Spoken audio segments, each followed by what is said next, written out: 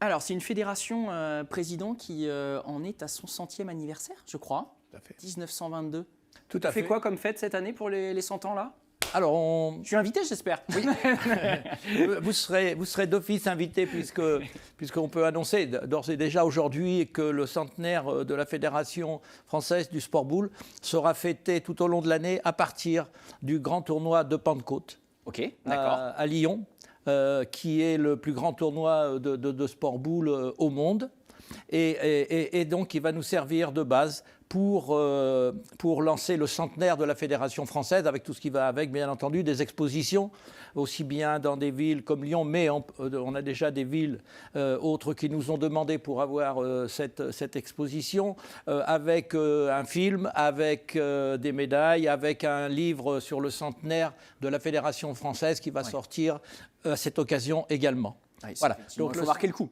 Il faut absolument marquer le coup. Et justement, vous avez parlé tout à l'heure de ces jeunes qui nous ont rejoints au comité directeur de la Fédération française. Je ne suis pas mécontent que ça se passe pour le centenaire de la Fédération française parce que c'est un symbole. Emma n'est pas la seule. Nous avons plusieurs jeunes parce que je rentre dans mon rôle de président.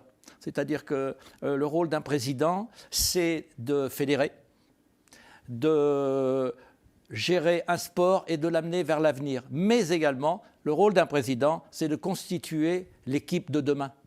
Gérer un sport que nous ne connaissons pas encore tout à fait, qui va se pratiquer d'une façon nouvelle, différente.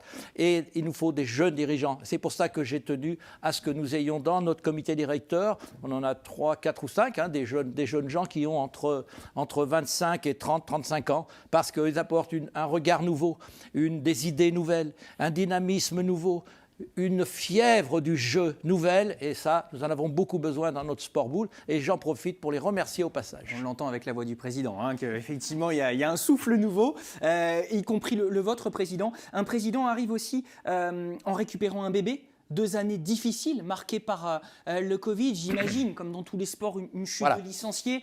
Comment s'est amorcé le rebond? Vous savez, en politique, on parle souvent des 100 jours. Les vôtres, ils ont été basés sur quoi, entre guillemets? C'était quoi vos priorités? Alors, les priorités, la priorité numéro 1, après quasiment 2 ans d'arrêt, la priorité numéro 1, c'est de ramener tout le monde sur les jeux, de retrouver également les licences. Donc, c'est un plan sagement préparé à l'avance, parce qu'il faut récupérer nos licenciés qui ont eu d'autres loisirs, qui se sont tournés vers d'autres écrans, par exemple.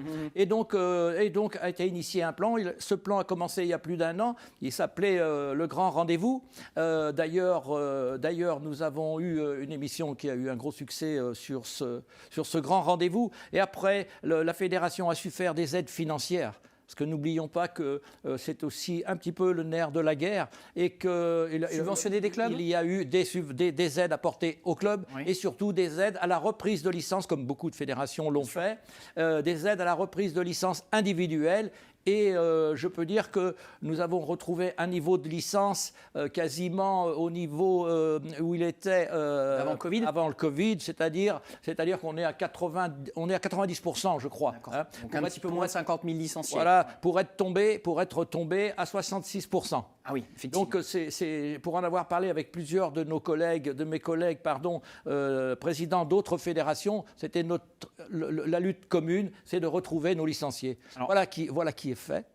Et maintenant, deuxième plan, c'est de mettre en place des nouveaux éléments avec nos jeunes, avec la collaboration précieuse de Jean-Yves, pour aller chercher de nouveaux licenciés, présenter un nouveau sport boule qui est plaisant, qui est agréable et qui est générateur de plaisir.